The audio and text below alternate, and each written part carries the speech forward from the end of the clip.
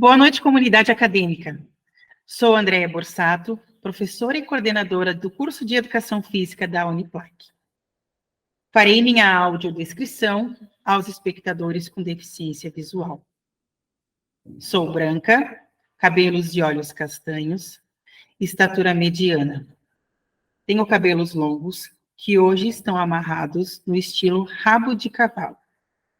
Estou vestindo uma blusa básica preta, calça jeans azul e tênis preto. Para a comunidade surda, este é o meu sinal.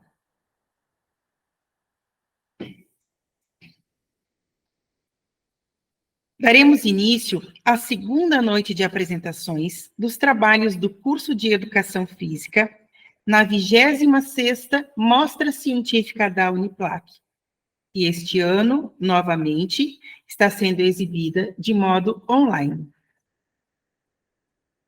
Orientamos que as perguntas, elogios e sugestões sejam realizados no chat do YouTube e, assim que possível, os acadêmicos responderão. O primeiro trabalho desta noite será apresentado pelos acadêmicos Guilherme Henrique de Souza Camargo e Matheus Kister Faria, e tem como título A importância do futsal no desenvolvimento motor em crianças de 9 a 11 anos de idade na cidade de Lages, Santa Catarina. Vamos conferir. Olá, boa noite. Me chamo Guilherme Henrique de Souza Camargo, tenho pele clara, olhos castanhos, cabelo curto, na cor escura. Estou usando um moletom na cor cinza. Boa noite, eu me chamo Matheus Kister Faria, tenho cabelo preto, pele clara, olhos verdes, estou usando moletom na cor preta. Então, vamos falar um pouquinho sobre a importância do futsal no desenvolvimento motor em crianças de 9 a 11 anos na cidade de Lages, Santa Catarina. Então, como a gente já falou, o nosso grupo é composto pelos acadêmicos Guilherme Henrique de Souza Camargo e Matheus Kister Faria. Nosso orientador é o Paulo Roberto Alves Falck e o nosso curso é de Educação Física Bacharelado e somos acadêmicos da 8ª fase. Falar um pouquinho sobre a introdução. A nossa pesquisa ela tem a finalidade de apresentar o futsal como uma modalidade indicada para o desenvolvimento motor de crianças, atrelando a teoria e a prática acerca da contribuição do esporte na vida de crianças praticantes, para que se justifique sua aplicação no âmbito escolar e escolinha esportiva. Ou seja, a gente quer fazer um comparativo entre as crianças de ambos locais, onde a gente quer fazer a comparação sobre o desenvolvimento motor delas através dos testes que serão aplicados. Então, nossa pergunta de pesquisa seria: como o futsal contribui para o desenvolvimento motor das crianças de 9 a 11 anos? Seria o futsal uma modalidade indicada para que crianças tenham um desenvolvimento motor adequado? Objetivo geral: analisar como o futsal contribui para o desenvolvimento motor de crianças na faixa etária de 9 a 11 anos. O nosso objetivo é analisar a coleta de dados e justificar o uso da modalidade futsal no âmbito escolar e nas escolinhas desportivas, como ele contribui para o desenvolvimento motor e coordenação motora das crianças. Objetivo específico: evidenciar a prática do futsal e o desenvolvimento motor na escola de educação básica e escolinha de futsal. Analisar o desenvolvimento da aptidão física de meninos praticantes de futsal através de testes físicos. Ressaltar o desenvolvimento das habilidades motoras fundamentais de meninos praticantes de futsal através de testes motores. E discutir os efeitos da prática esportiva da modalidade futsal no desenvolvimento motor de meninos de 9 a 11 anos de idade. Então, através de artigos científicos, a gente conseguiu trazer bastante referência para a gente estar podendo criar nosso referencial teórico, onde a gente vai abordar um pouco sobre os capítulos que foi escrito. Então, vou começar pelo capítulo 1, o início do futsal e sua importância. Então, ele tem o subcapítulo que seria o futsal, a importância do futsal no âmbito escolar. Já o capítulo 2, ele fala um pouco sobre a importância da fase inicial do desenvolvimento motor. Ou seja, no subcapítulo, ele fala um pouco sobre o desenvolvimento motor. Já no capítulo 3, ele fala um pouco sobre a prática do futsal e o desenvolvimento motor infantil. No subcapítulo, ele aborda o futsal no desenvolvimento motor infantil, a iniciação esportiva e o desenvolvimento motor pelo futsal. Metodologia. Tipo de pesquisa. Trata-se de um estudo de pesquisa de campo qualitativo e quantitativo. A amostra. A pesquisa está sendo realizada em uma escolinha desportiva e uma escola de educação básica na cidade de Lages, Santa Catarina, onde estão participando 40 crianças, sendo 20 de cada local. Técnicas de coleta de dados. O procedimento escolhido para a coleta de dados ocorreu através de testes do protocolo alemão Upper Coordinations Test für Kinder, KTK, desenvolvido pelos pesquisadores alemães Gifford e Schilling em 1974. O teste KTK é composto por equilíbrio dinâmico, salto monopedal, salto lateral e transposição lateral. Então, falar um pouquinho sobre a metodologia e análise de dados. Então, através das análises de dados, deu-se, a partir da abordagem quantitativa, através dos testes aplicados nas crianças, o objetivo de comparar o desenvolvimento motor de crianças participantes do estudo, bem como a finalidade de confrontar dados e provas ou rejeitar as hipóteses ou pressupostos da pesquisa. Os resultados imparciais do estudo estão apresentados no gráfico, trazendo alguns resultados coletados através do protocolo de teste. Como o Matheus citou anteriormente, esse teste ele é composto por uma bateria de 4 testes, onde eles trabalham o equilíbrio, ritmo, força, velocidade, lateralidade e agilidade. Aqui, como vocês podem ver no gráfico 1, o salto lateral ele está com 35,1% na coleta de dados através da realização dos testes das crianças. Então, esse teste ele é composto pela velocidade em saltos alternados, onde ele é realizado em um quadrado, com 100 centímetros por 60 centímetros, onde no meio ele tem uma madeira que é composto por 60 centímetros a 4 centímetros e 2 centímetros de altura, onde a criança que está realizando o teste ela tem 15 segundos para realizar o máximo de saltos laterais possíveis. Já no equilíbrio para trás, nas traves, a gente apresenta 27,5% de êxito na realização, onde esse teste ele tem a finalidade de trabalhar a estabilidade do equilíbrio em marcha para trás. Então, esse teste ele é composto por 3 traves, sendo a primeira trave de 3 metros, 3 centímetros de altura e 6 centímetros de largura. Já a segunda trave ela é composta por 3 metros, 3 centímetros de altura, 4,5 centímetros de largura.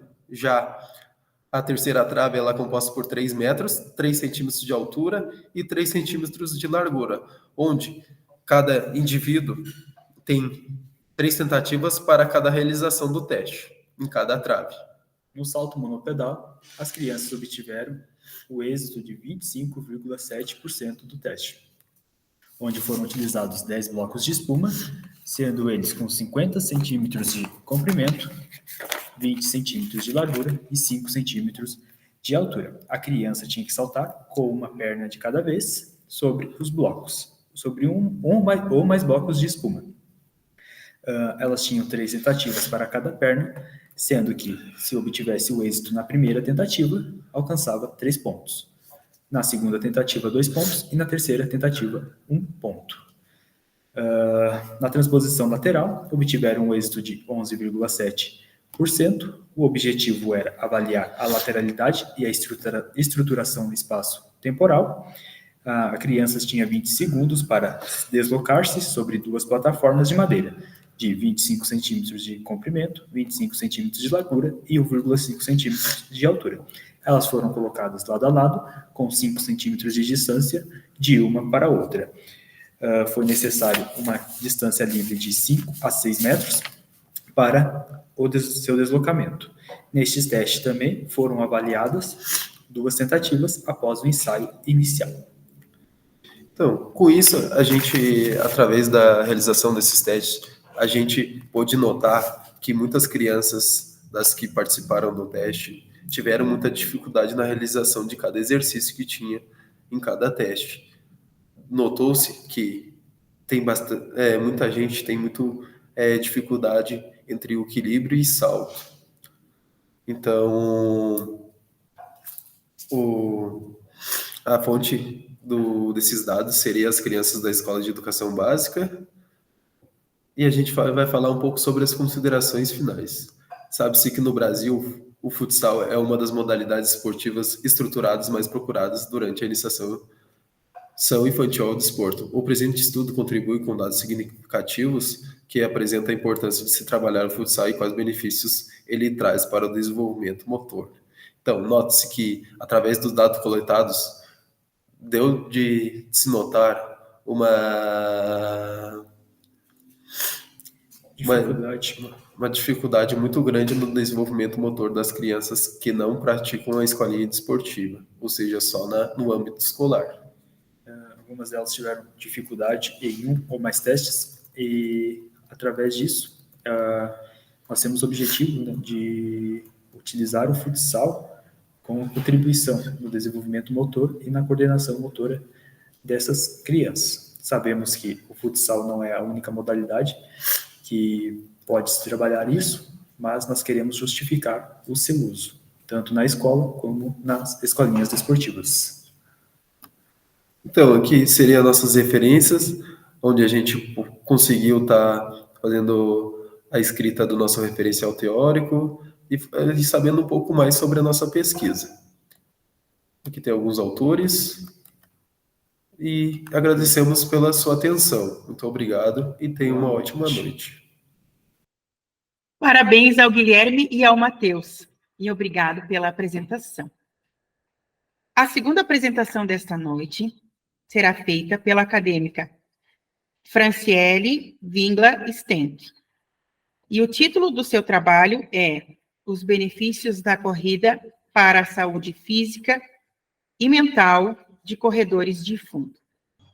Olá, meu nome é Franciele Wingler Stenck, sou acadêmica do curso de Educação Física Bacharelado, 8ª fase, tenho como orientador Irã Nazareno Stenck dos Santos e vou apresentar os benefícios da corrida para a saúde física e mental de corredores de fundo.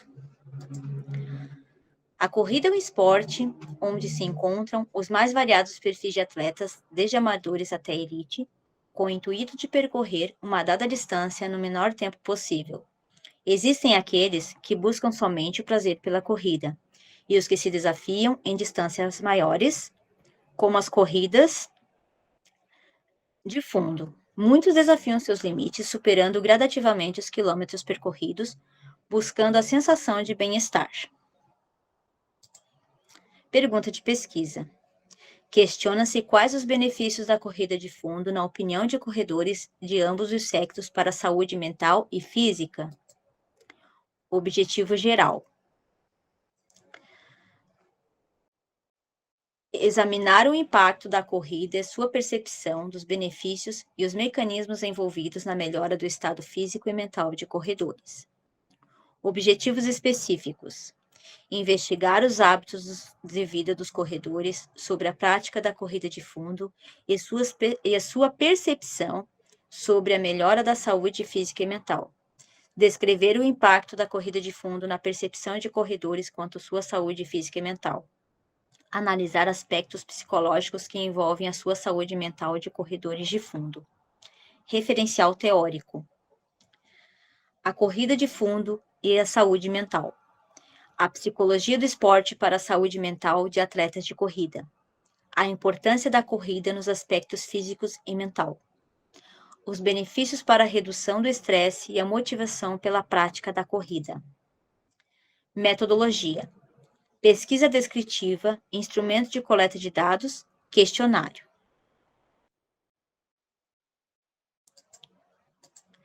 A metodologia adotada para este estudo foi a teoria fundamentada.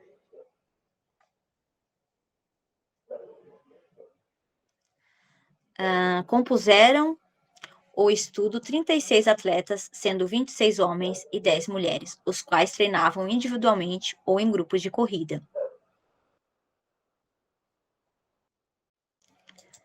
Técnica de coleta de dados.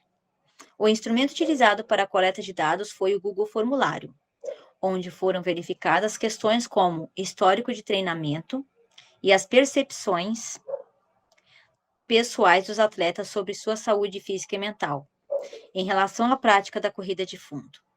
O questionário construído pela pesquisadora e validado pelo modelo Mello 1999 foi composto por questões abertas e fechadas. Foi assinado o termo de consentimento livre e esclarecido por todos os participantes. Análise de dados. A teoria fundamentada se orienta pelo significado de dados contextuais, implicando no descobrimento de certas regularidades, permitindo identificar certas categorias, propriedades e suas conexões com o objetivo de gerar possíveis hipóteses teóricas. O processo de conceitualização se baseia no aparecimento de padrões sociais a partir dos dados de investigação, Álvares 2017. A técnica do processamento dos dados envolveu a seleção. A seleção foi feita pela teoria fundamentada. A pesquisadora encaminhou os resultados da pesquisa para a publicação com os devidos créditos aos autores. Nos casos que envolveram patenteamento, possíveis postergações da divulgação dos resultados foram notificadas e autorizadas pelo sistema CEP-CONEP. Resultados. Quanto aos objetivos saúde física e mental, melhorar a performance, a maioria pratica regularmente entre 3, 4 e 5 vezes por semana, o que contempla a prática de exercícios para a saúde seguindo recomendação da Organização Mundial de Saúde. Distâncias mais curtas são preferidas e o tempo de prática com mais de 1 ano predomina. A maioria tem acompanhamento de profissional de educação física. De acordo com as respostas dos corredores, são 10 mulheres e 26 homens. Qual a distância de sua preferência? De acordo com as respostas dos corredores e a preferência pela distância de 5 km foi o maior percentual, e a segunda preferência foi a distância de 10 km. Você tem acompanhamento de um profissional de educação física? De acordo com as respostas dos corredores, 21 corredores têm acompanhamento de um profissional de educação física e 14 não têm. Após começar a correr, você notou diferença em seu humor de forma positiva? De acordo com as respostas dos corredores, após começar a correr, a mudança de humor mudou positivamente 35 corredores e um corredor respondeu que não afetou positivamente seu humor após começar a correr. A corrida melhora seu humor durante o dia? Explique, por favor. Sim, é minha terapia. Sim, a corrida vira um hábito que nos remete a viver uma vida mais alegre e feliz. Sim, porque me deixa mais tranquilo e me ajuda muito sobre meu TDAH. Sim, após correr fico mais disposto e a sensação de felicidade ao terminar o treino é melhor. Sim, me dá mais dopamina e endorfina. Quando não consigo correr, fico triste. Não consigo realizar as atividades do dia a dia com a mesma energia. Fico desmotivada. A corrida melhora seu humor durante o dia? Sim, me sinto pronta para encarar qualquer desafio depois de correr. Sim, me sinto muito mais leve com menos preocupações de rotina, pois a corrida me desconecta dos problemas e ansiedades. Sim, posso estar com o emocional e psicológico ruim e ao voltar de uma corrida estou mais plena e leve nesses fatores. Melhor assim, a gente fica mais ativo com as outras pessoas. Sim, a corrida é uma terapia. Sempre que corro, converso muito com os meus pensamentos, retirando toda a energia negativa de muitos sentimentos. Como a corrida tem impactado sua vida nos aspectos financeiro, socioafetivo, saúde física e saúde psicológica? A corrida melhorou todas as áreas. A corrida, para vários benefícios, uma delas é o equilíbrio físico e mental que precisamos ter no dia a dia. Aumenta seus gastos com a corrida, no entanto, hoje vejo como um investimento em saúde.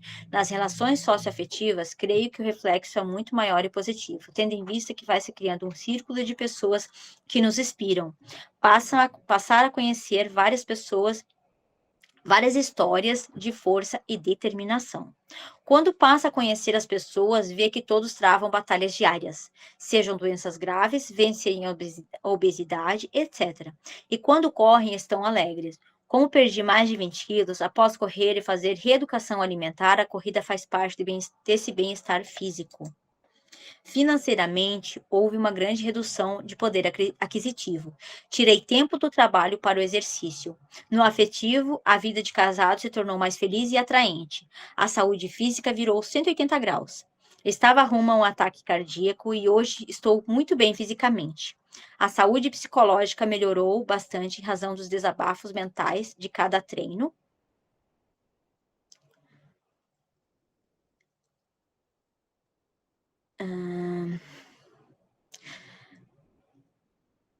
Tirando o aspecto financeiro, pois tênis, roupas adequadas, acessórios e inscrições de corrida custam caro.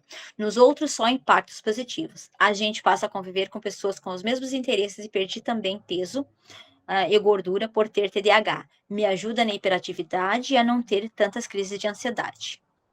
O hábito de correr gera sentimentos de prazer durante a prática da corrida, como a dopamina e a endorfina, fortalecendo o vínculo com o nosso corpo, desenvolvendo atenção sobre os nossos pensamentos, emoções, sensações físicas e comportamentos. Obrigada a todos. Parabéns, Franciele. Obrigada pela apresentação. O próximo trabalho desta noite será apresentado pela acadêmica Andriele Henrique de Souza. Ela é bolsista do programa do UNEDU e trará para nós informações sobre o projeto Atividade Física e Recreativa para pacientes da ala da saúde mental do Hospital Materno-Infantil Seara do Bem. Boa noite, eu sou acadêmica do curso de Educação Física, me chamo Andriele Henrique de Souza, estou cursando a 6ª fase. Minha orientadora é a professora Andréia Munali Pereira Borsato, sou bolsista do programa UNIEDU. Tenho cabelo castanho, escuro, olhos verdes e pele clara. Estou usando uma camiseta cinza.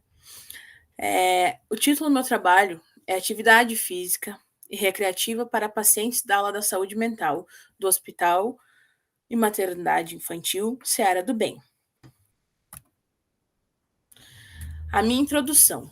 O projeto de extensão, vinculado ao programa de bolsas de estudo UNIEDU, realizado no Hospital Materno Infantil Seara do Bem, a referida instituição acolhe crianças e adolescentes de 0 a 15 anos, para os mais diversos atendimentos hospitalares, desde ambulatorial, internações, cirurgias e entre outros. Com a implantação da ala da saúde mental, surgiu a necessidade de ter educação física como aliada no processo terapêutico dos pacientes dessa ala, por acreditar que essa área da saúde ela pode trabalhar e estimular os pacientes com atividades físicas que busquem focar no exercício e na interatividade grupal. O meu objetivo geral é complementar a demanda terapêutica, estimulando os pacientes com atividades físicas diversas. Os meus objetivos específicos são trabalhar com exercícios que fortaleçam e trabalhem o condicionamento físico dos pacientes, buscar a sua autopercepção em suas capacidades e habilidades, com atividades que explorem inúmeras capacidades, adaptações esportivas e laborais. Também trabalhar a interação em equipe e o desempenho individual, como uma maneira de desafiar e estimular os pacientes a se destacar em seus esforços. A minha metodologia. Em um ambiente com restrições e rotinas diárias, a demanda de cuidado e atenção a pacientes com condições psicoemocionais fragilizadas buscam-se trabalhar com demandas que estimulam os pacientes a focar em seu propósito de melhora e também resgatar a energia perdida por conta da sua condição psicológica. E, através disso, surgiu a necessidade de trabalhar com os pacientes atividades físicas que busquem focar na disposição e na cooperatividade. Esta abordagem qualitativa, ela busca focar na condição de resposta às atividades aplicadas pelo bolsista, que sou eu, Andriele, onde eu busco trabalhar com diversificados tipos de atividades, acompanhadas e associadas pelo psicólogo responsável do setor, ou até mesmo os enfermeiros responsáveis, ou técnicos enfermeiros que trabalham lá, onde a gente tem um espaço dentro da aula mesmo, dentro do hospital, que é uma sala, onde a gente consegue fazer as atividades e até mesmo lá na rua, onde tem um espaço, a gente tem um gramado com mesa e com muro grande, por conta que já ocorreu de ter tentativa de fuga. Então, a gente sempre tem que ter muito cuidado com isso. Então, por conta disso, que sempre fica a psicóloga ou algum enfermeiro junto comigo enquanto eu passo as atividades. Desde o primeiro dia, eu busquei sempre tentar fazer o melhor para eles, para que eles se sintam confiáveis e para que eles tenham um bom desempenho em relação a isso, né? Por conta que eles ficam trancados 24 horas lá dentro da aula. Então, o dia que eu vou e faço atividades na rua, nossa, eles amam, assim, ó, eles se dão todos muito bem, todos tratam com respeito e tudo mais, porque sempre eu converso quando chega criança nova. Porém, tem uns que são mais agressivos já por conta já de ter um problema mais grave. Mas respeito todos e sempre tento levar brincadeiras diversificadas. E quando alguns passam mais tempo, eles sempre me pedem as brincadeiras que eles querem, então eu sempre busco fazer o melhor por eles.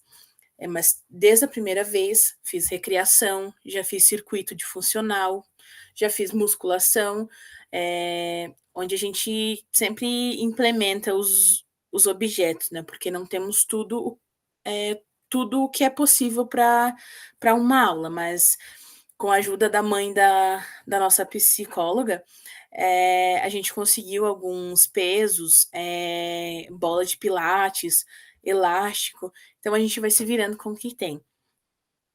Mas é muito importante ver a evolução deles a cada dia e como eles gostam de participar nesses dias de atividades. Aqui é o nosso relato das vivências, onde eu montei um circuito e a gente estava fazendo um circuito de funcional, onde tivemos que improvisar os objetos, né? Então, todo mundo se divertiu, todo mundo correu e todo mundo cansou. Aqui fizemos uma roda de vôlei, que muitos gostam, então todo mundo bem feliz. Não tenho muitas fotos por conta, né, que a gente não pode ter muito contato, mas as que consegui para poder mostrar o meu trabalho, consegui anexar aqui para vocês poderem ver um pouquinho. Aqui são os meus resultados esperados. Através desse projeto, eu busco obter resultados que contribuam com a demanda de avaliação dos pacientes, quanto à participação, interatividade, à disposição e devolutiva positiva no quadro clínico. Sempre após as atividades eu pergunto como que está, se está doendo, se está cansado, o que está sentindo, porque é sempre bom ver o avanço deles. Então, eu sempre pergunto para cada um como que foi, se eles gostaram, o que eles querem. Então, sempre tento dar o meu melhor. Aqui as minhas referências, onde eu procurei um conteúdo e consegui fazer melhor o meu trabalho. Essa foi a minha apresentação. Muito obrigado e tenha uma boa noite. Parabéns, Andriele. Obrigada pela sua apresentação. O trabalho a seguir será apresentado pelo acadêmico Luan de Moraes Faria de Francisco. Ele também é bolsista do programa Unedu e apresentará para nós o projeto de pesquisa que está iniciando. O tema é o exercício físico e seus benefícios na reabilitação de dependentes do jogo patológico. Me chamo Luan de Moraes Faria de Francisco. Minha orientadora é Andréa Borsato. Sou do curso de Educação Física. Sou bolsista do programa do Unedu. Tenho pele clara, cabelo curto, cor escura, olhos castanhos, Estou com uma camiseta na cor azul. Hoje eu vim apresentar o trabalho em nome de o exercício físico e seus benefícios na reabilitação de dependentes do jogo patológico. Introdução. O jogo patológico é considerado uma patologia grave do ponto de vista psiquiátrico e também na questão social. Apresenta semelhanças com a dependência química e está relacionada aos transtornos emocionais. Essa patologia pode ter seus efeitos amenizados pela prática de exercício físico, causando efeitos positivos sobre o humor e até mesmo a redução da ansiedade e da depressão, possibilitando melhor controle do estresse. O motivo que levou o pesquisador a optar por este tema está relacionado com a vivência dessa patologia no círculo familiar, onde um parente muito próximo sofre deste transtorno compulsivo. Pergunta de pesquisa: quais os benefícios do exercício físico como forma de tratamento para dependentes do jogo patológico? Objetivo geral: investigar o papel do exercício físico na reabilitação de indivíduos com dependência em jogos patológicos. Compreender o que é o jogo patológico e como se desencadeia em cada indivíduo. Descrever as questões psicológicas e as sensações que cada indivíduo tem ao jogar. Abordar os principais tratamentos disponíveis. Verificar como o exercício físico pode auxiliar enquanto parte do tratamento da patologia. Referencial teórico. Capítulo 1. O que é o jogo patológico? Como se inicia o vício? Outras consequências causadas pelo vício. Capítulo 2. Tratamentos mais frequentes. Capítulo 3. O exercício físico como aliado no tratamento do jogo patológico. Metodologia. Será realizada uma revisão sistemática, conforme os principais itens para análises sistemáticas e meta-análises, PRISMA, com o objetivo de identificar os estudos que apontem a relação do exercício físico com o tratamento de dependentes do jogo patológico. Técnicas de coleta de dados. O procedimento de coleta de dados se dará a partir da utilização da estratégia PICO, acrônimo para P, população, I, intervenção, C, comparação e controle, O, desfecho. O principal critério de inclusão para a seleção dos artigos nas bases de dados será a partir dos descritores, exercício físico e jogos patológicos. Análise de dados. A análise dos artigos com o diagrama PRISMA, obedecendo os critérios de identificação, triagem, elegibilidade e, finalmente, os artigos incluídos, em definitivo, da pesquisa. Já os resultados esperados do trabalho será, no caso, apresentar evidências científicas com práticas exitosas sobre a relação proposta e contribuir para a divulgação de informações relevantes acerca do tema. Estas são as referências do trabalho. Parabéns, Luan. Obrigada pela apresentação. O próximo trabalho será apresentado pela dupla Valdineia Gomes Pereira e Rafael Guimarães Lopes, e tem como título os aspectos psicológicos que influenciam o estado emocional de atletas da seleção brasileira feminina de futsal. Boa noite, somos a Valdineia e o Rafael. Nós vamos apresentar nosso trabalho sobre os aspectos psicológicos que influenciam o estado emocional de atletas da seleção brasileira de futsal feminino. O nosso orientador é o Paulo Falck, curso de Educação Física, bacharelado. Na primeira parte, a gente teve interesse por estudar esse tema, porque a gente observa que o futsal vem crescendo muito e dentro do esporte se estuda muito a parte da fisiologia do atleta, da biomecânica, das capacidades físicas, mas pouquíssima gente estuda ou dá atenção nos aspectos psicológicos, nos aspectos emocionais das atletas. E a gente acredita que principalmente na elite do futsal, que é no caso a seleção brasileira de futsal feminino, esses aspectos fazem a diferença, então a gente justifica essa pesquisa nesse nosso interesse. A gente coletou dados delas durante uma competição que teve, e a nossa pergunta é: quais os principais fatores emocionais apontados pelas atletas durante a competição? Boa noite a todos, me chamo Rafael, vou falar sobre o objetivo. Nosso objetivo geral seria verificar a avaliação de humor das atletas da Seleção Brasileira de Futsal Feminino durante o Campeonato Internacional de Xanxerê, Santa Catarina. Objetivos específicos, que seriam relacionar a avaliação de humor e o rendimento dessas atletas do futsal da Seleção Brasileira Feminino. Também seria verificar a existência do acompanhamento psicológico para as atletas na Seleção Brasileira de Futsal.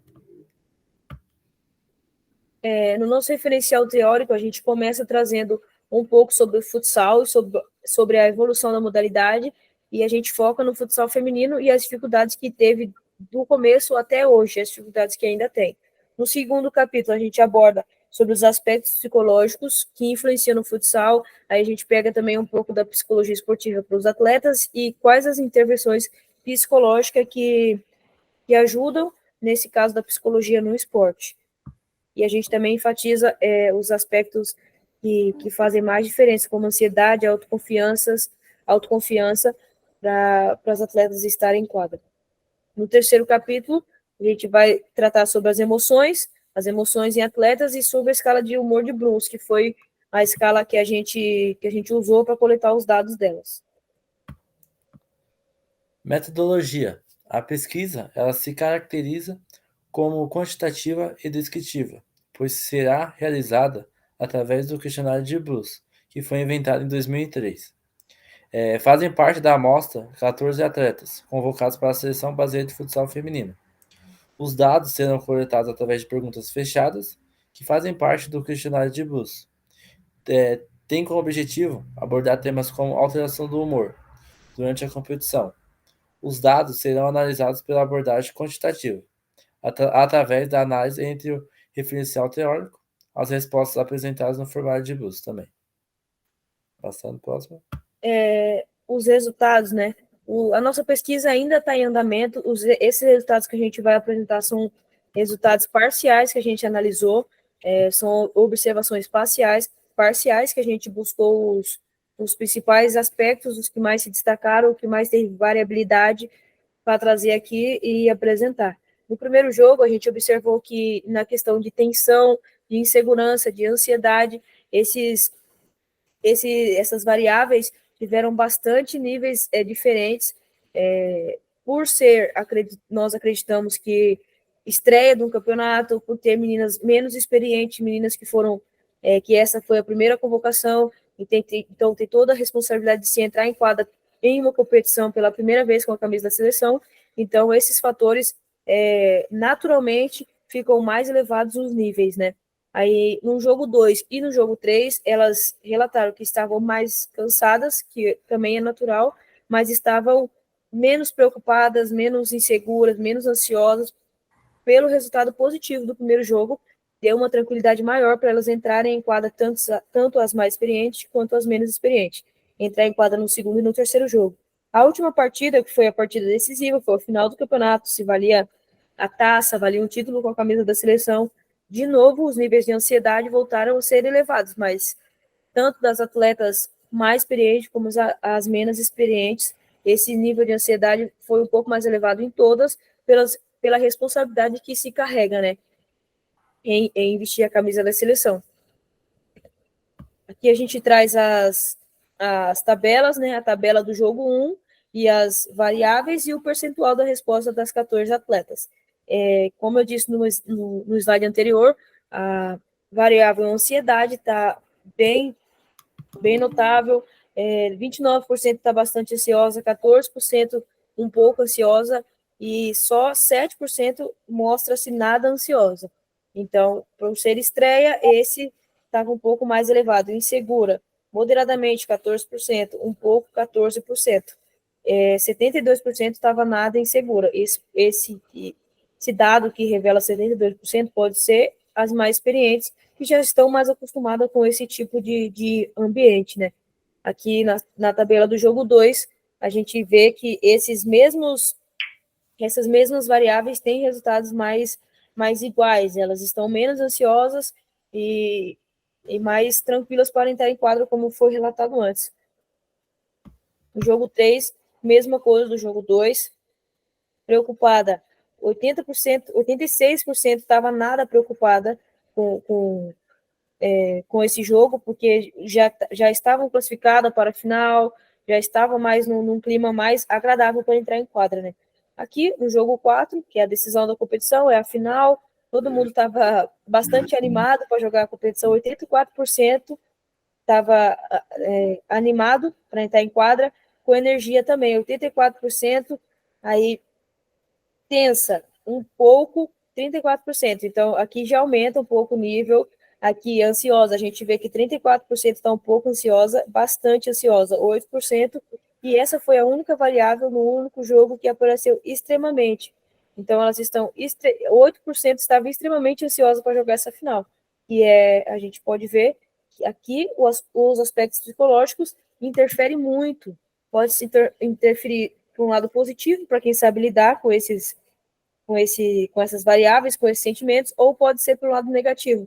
Por isso, a gente decidiu estudar um pouco mais sobre isso, para ver se existe um apoio, um tratamento, uma intervenção psicológica para que essas atletas cheguem nesse momento mais preparadas. A ansiedade sempre vai existir todas essas variáveis, mas o importante é saber lidar com isso da melhor maneira possível para entrar em quadra e dar resultados, né?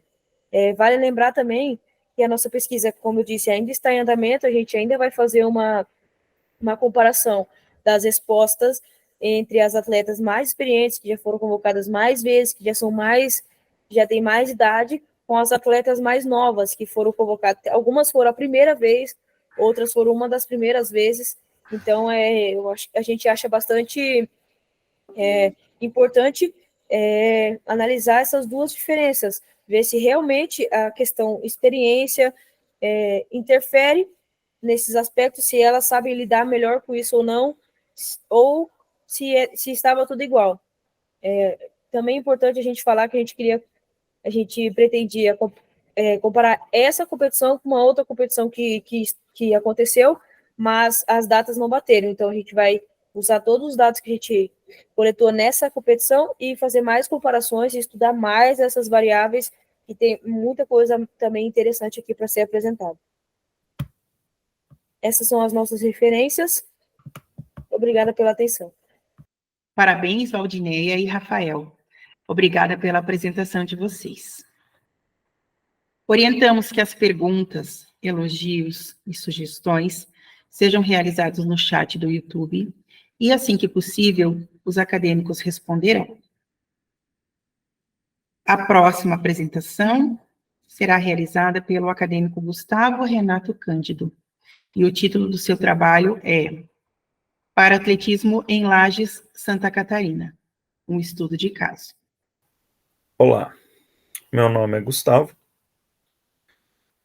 Renato Cândido, né? Tenho 23 anos, cor de pele morena, estou vestido com uma camiseta cinza, cor do cabelo castanho escuro, olhos castanho escuro, uso óculos, orientadora Cristina Sutil, curso Educação Física, bacharelado. Tema da pesquisa é Paratletismo em Lages, Santa Catarina. Estudo de caso. Deficiência física. Deficiência física tem tipo motores relacionado a problemas osteomusculares ou neurológicos, que podem ser adquiridos ou de nascença. A anamnésia tem 3 tipos de análise. O primeiro tipo de análise é o exame clínico. Após essa realização desse exame, vem o exame físico, que é a segunda etapa. Após essa realização, o profissional de educação física que fez a análise física vai fazer a terceira etapa, que vai ser a análise de dados. Ele vai pegar a primeira parte de análise de clínica e vai comparar com a análise física e ver quais são os seus problemas, qual a sua dificuldade. O treinamento de um paratleta, os treinos começam a partir dessa análise de dados da anamnese, para que o profissional se organize e monte um estilo de modalidade adaptada para seus dados da anamnese, para que o treinamento e a preparação física e psicológica saia corretamente, para que tenha benefício à sua qualidade física e que traga benefício à sua qualidade física e qualidade de vida. O paradesporto, ele é adaptado, aonde engloba todas as manifestações da prática esportiva por pessoas com deficiência, independente da modalidade escolhida, do tipo ou nível de deficiência. Dentro do paradesporto, tem 22 modalidades que estão dentro dos Jogos Paralímpicos, que as deficiências elegíveis precisam estar dentro do paradesporto, que são a visual, a física e a intelectual. Embora se já tenha registros positivos nas competições paralímpicas, levanta-se a questão: qual é a relação entre o treinamento físico e os resultados na qualidade física do atleta do paradesporto? Objetivo geral: verificar os procedimentos e resultados de um paratleta com condição física participante do treinamento paradesportivo como condição de melhoria de sua qualidade física. Objetivo específico: verificar a condição física e o efeito do treinamento de um atleta com deficiência física. Incentivar o paradesporto para maior visibilidade em Lages, Santa Catarina. Mostrar o desenvolvimento nos treinos mediante a capacidade física com foco na inclusão social. Referencial teórico. Primeiro capítulo: surgimento do esporte. A história do esporte na humanidade. O esporte paralímpico e deficiência física. Primeiro vai falar como começou o esporte. Segundo, o esporte paralímpico, aonde surgiu e como surgiu e por que surgiu. E a deficiência, explicando os graus, aonde as classificações dentro do esporte. Capítulo 2. processo de inclusão de um atleta com deficiência física, legislação perante os seus direitos de inclusão, anamnese, informações determinadas à condição clínica, iniciação esportiva no desporto. Segundo capítulo, ele está dizendo o processo que vai ser, primeiro, vou ver qual que é a minha limitação, vou procurar meus direitos, após procurar meus direitos, vejo que tenho direito em praticar esporte, vou passar pelo um médico, que vai ser a anamnese, trazer minhas informações clínicas, e depois, com as informações e as leis que eu tenho, vou começar a iniciação esportiva. Capítulo 3, treinamento do paratleta no desporto. O treinamento do paratleta, treinamento desportivo. O treinamento do paratleta é adaptações em exercícios para que fortaleça ou corrija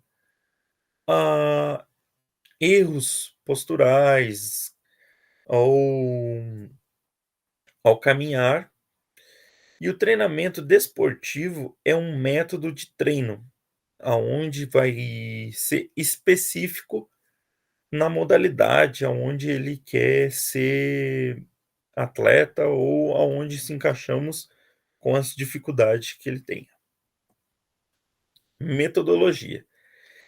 O delineamento metodológico caracterizou-se como um estudo de caso, constituindo por um paratleta de uma instituição da cidade de Lages. A coleta de dados se deu através de um questionário, análise sobre abordagem qualitativa. Resultados e discussões. A pesquisa está em andamento. O informante relata que teve dificuldade em seu desenvolvimento físico por causa de suas limitações. Superando-as, afirma que o treinamento do paradesporto é um incentivo para as práticas esportivas, promovendo a socialização, interesse esportivo e o bem-estar e as mudanças corporais na vida do atleta. Com isso, mais pessoas com limitações físicas podem vir a se inspirar e buscar a superação através do esporte. Aqui são as referências onde busquei todas essas coisas. Aqui a segunda parte. Obrigado. Até a todos. Parabéns, Gustavo. Obrigada pela sua apresentação. O trabalho a seguir será apresentado pelo acadêmico Wellington Oliveira, também bolsista de pesquisa do programa Uniedu. O título do seu trabalho é O desenvolvimento do esporte comunitário na cidade de Lages, Santa Catarina, Jocol. Olá, tudo bem? Meu nome é Wellington Oliveira, sou acadêmico do curso de Educação Física da Uniplac. Estou aqui para participar da 26ª Mostra Científica, apresentando meu projeto de pesquisa, com o tema O desenvolvimento do esporte comunitário na cidade de Lages, o Jocol. Na esfera esportiva, observam-se algumas áreas de atuação, como esporte de base, esporte de rendimento, esporte profissional, esporte de recreação, esporte de participação, que é o esporte comunitário. Na cidade de Lages encontram-se exemplos de alguma dessas áreas. Todavia, este projeto está pesquisando o desenvolvimento do esporte comunitário dentro do município. Haja vista que a cidade possui uma população estimada de 180 mil habitantes e oferta diversos locais para a prática de esportes. A pergunta de pesquisa é como se dá a relação esportiva e as competições do Jocol na comunidade lagiana? O objetivo geral: analisar como é desenvolvido o esporte comunitário no município de Lages. É analisar todas as áreas que abrangem o esporte e abrangem as modalidades em todos os segmentos para alcançar o maior público da comunidade lagiana. Dentro do objetivo geral, vêm os objetivos específicos. que é pesquisar se há políticas públicas voltadas para o desenvolvimento do esporte comunitário na cidade, avaliar a relação dos moradores com a prática desportiva de maneira participativa, o quanto os moradores vêm participando, o quanto precisa de mais participação para todas as modalidades ofertadas, elencar quais modalidades são mais utilizadas pela população, qual a população tem mais participação e qual modalidade precisa, que sentem mais falta, né?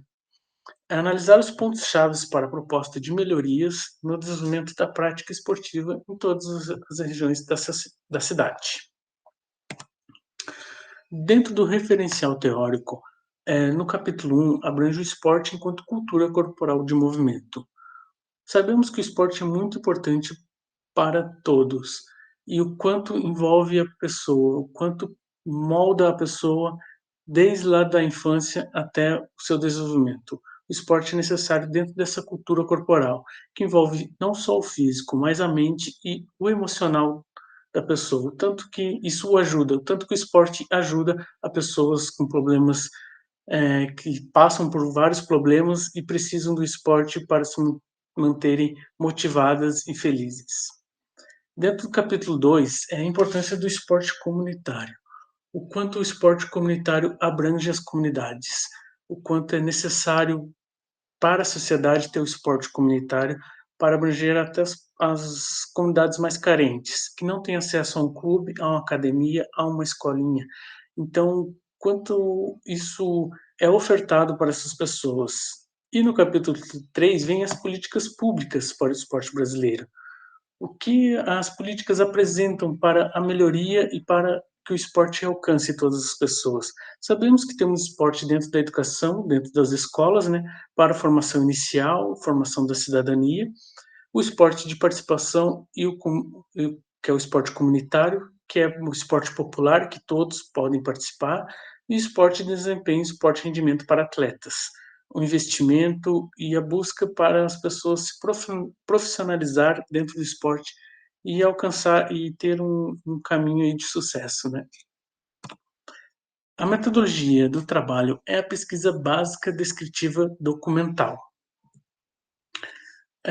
As técnicas de coleta de dados. O procedimento de coleta de dados dá-se através de análise documental no acervo de registro JOCOL, arquivados pela Fundação Municipal de Esporte de Lages. Os dados serão analisados pela abordagem qualitativa. E quais são os resultados esperados? São obter dados reais sobre a relação entre a população lagiana e a prática desportiva comunitária, para apresentar aos envolvidos propostas de melhoria nesse segmento. Sabemos que o esporte vem se desenvolvendo muito dentro da nossa cidade, mas como temos uma cidade muito grande, de expansão territorial grande, esses esportes e modalidades precisam chegar a todos os bairros, a toda a comunidade.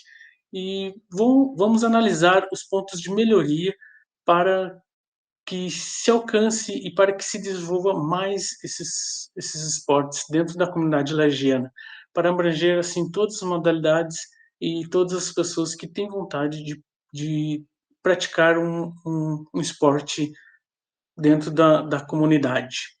Então, o projeto de pesquisa analisa esse tema sobre o esporte comunitário dentro da cidade de Lages, que envolve a nossa cidade e todas as pessoas. Agradeço o tempo que vocês tiveram aqui para ver o trabalho e até uma próxima. Muito obrigado. Tchau. Parabéns, Wellington. Obrigada pela apresentação. A seguir, teremos a apresentação do trabalho das acadêmicas Emily Cristine Oliveira da Silva e Camila Sassi Cândido. O tema do trabalho delas é Dança Inclusiva para Pessoas com Deficiência Visual. Confiram.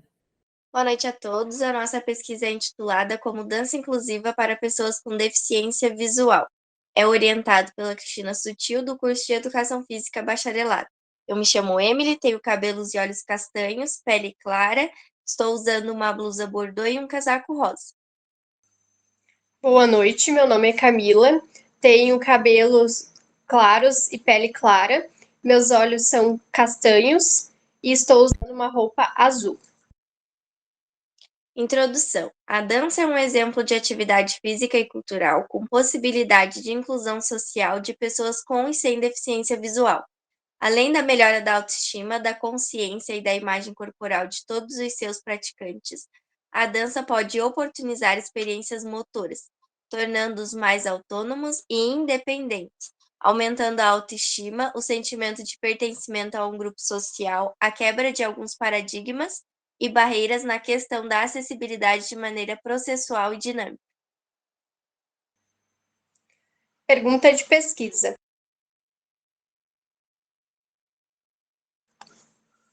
Pergunta de pesquisa.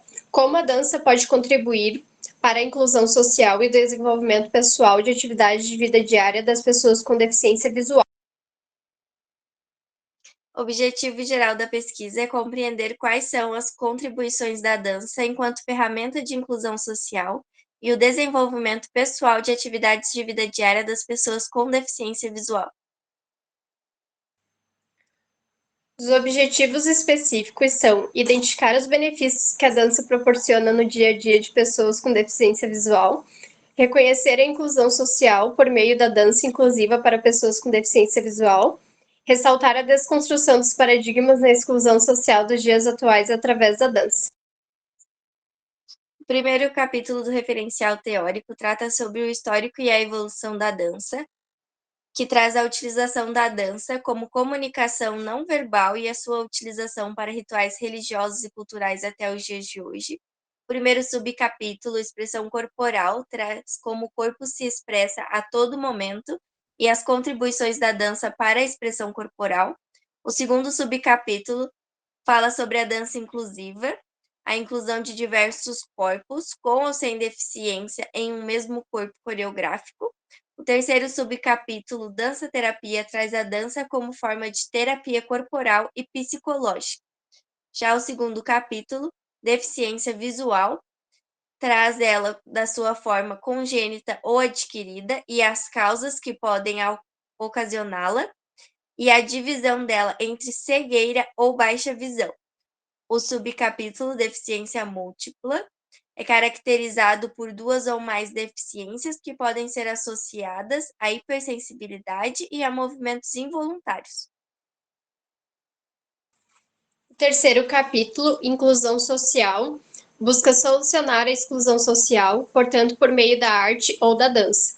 A inclusão surgiu para oferecer a socialização do grupo, conceituada em proporcionar aos participantes a igualdade e construção do vínculo, favorecendo a melhoria da autoestima. Políticas públicas. Subcapítulo. É direito garantido por lei que as pessoas com deficiência participem ou sejam protagonistas de peças teatrais, filmes, danças e qualquer outra atividade da qual se sintam capazes de realizar. O quarto capítulo, qualidade de vida, permite uma melhora, como a percepção do mundo e as capacidades que estão presentes na vida de todos. Subcapítulo, a importância do profissional de educação física na dança para pessoas com deficiência visual.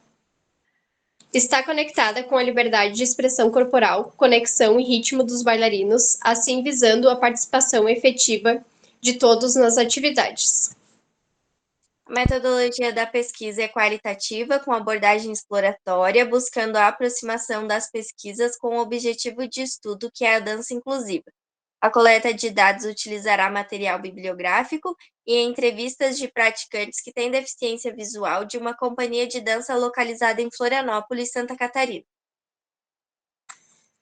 Os nossos dados sociodemográficos das perguntas da entrevista a idade varia entre 24 a 64 e grande parte dos respondentes foi do sexo feminino. A escolaridade dos respondentes varia entre ensino fundamental incompleto e ensino superior completo.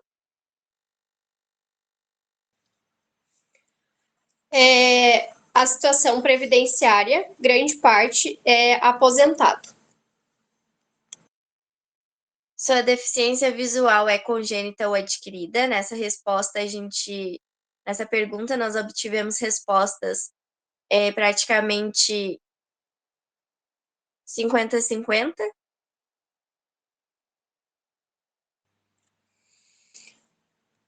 qual a causa da sua deficiência visual.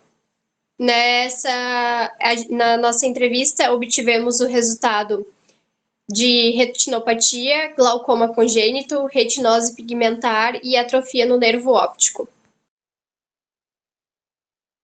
Qual é o grau da sua deficiência visual? Nós tivemos respondentes com cegueira e com baixa visão.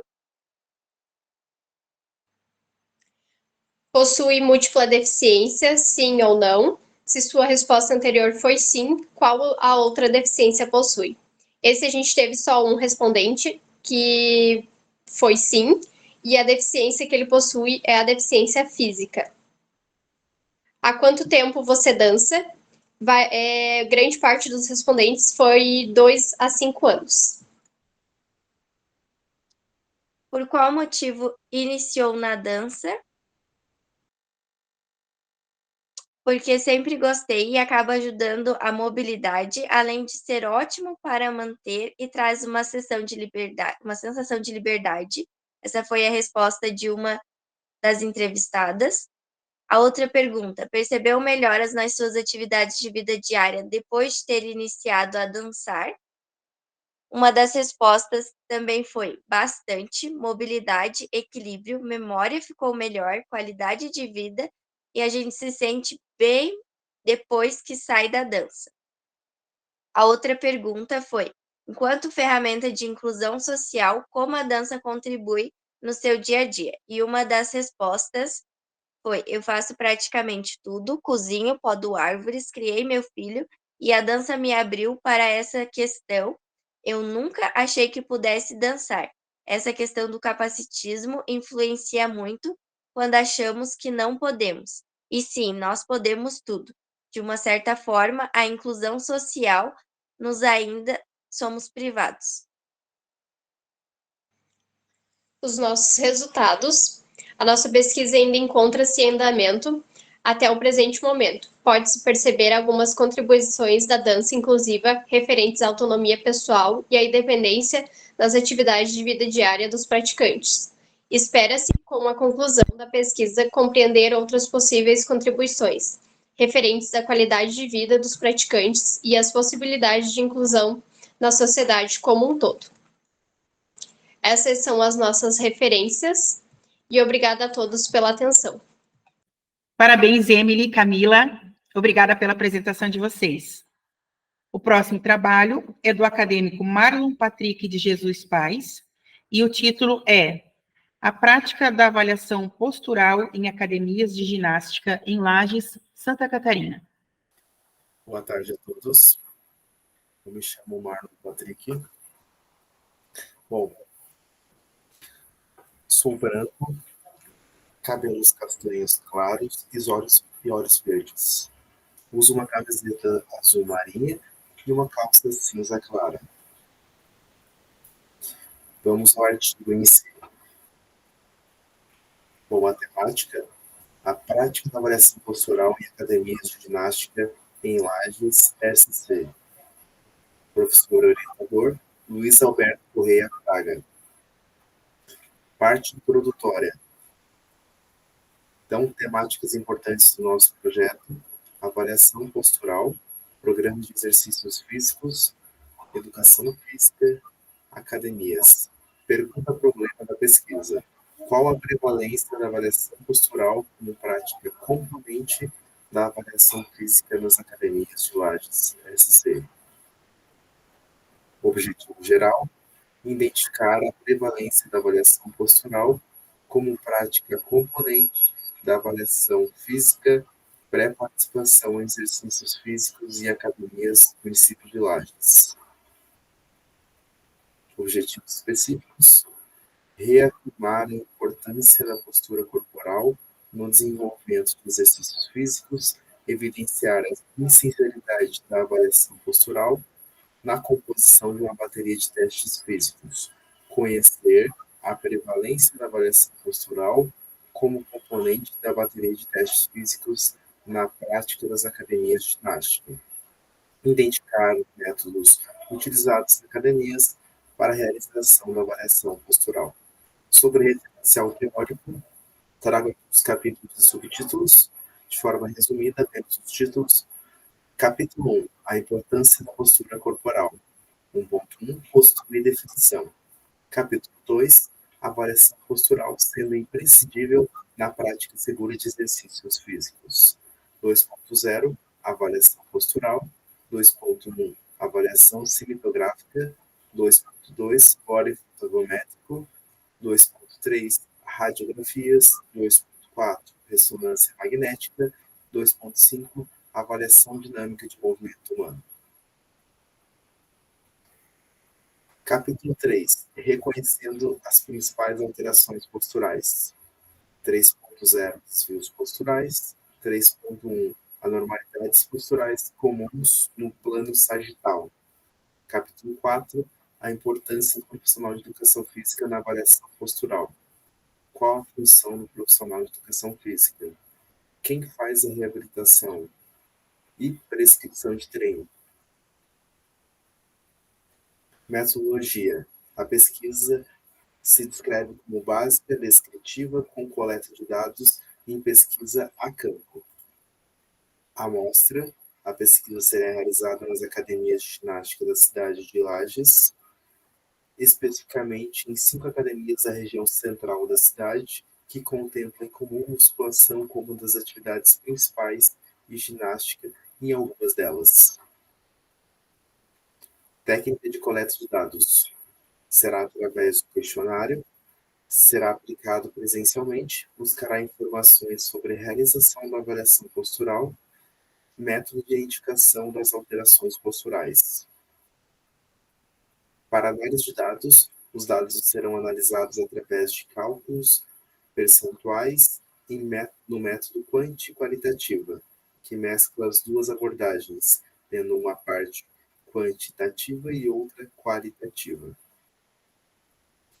A pesquisa tem resultados parciais, pois a parte de análise de dados está na finalização, então classificamos em andamento ainda. Trago aqui os resultados parciais através das tabelas. Foram 4 perguntas que fizeram parte dessa pesquisa, todas serão apresentadas aqui agora com os dados. Figura 1. A prática de avaliação física. Como metodologia de atendimento aos alunos e academia estúdio desenvolve avaliação física? Sim e não. 100% das academias escreveram que fazem, sim, avaliação física. De forma geral, segundo Machado e Abad, de 2012, a avaliação física fornece informações essenciais para o profissional de educação física identificar e acompanhar o estado atual do aluno. Questão 2. A importância da avaliação física. Justifique a resposta à pergunta número 1. Então, se você faz avaliação física, por qual motivo? Academia 1 e 5, quantificação dos componentes da composição corporal, corresponde a 40%. Academia 2 e 4, considera a avaliação fundamental, corresponde ao outro 40%. E Academia 3, fonte de renda, uma renda extra, corresponde a 20%.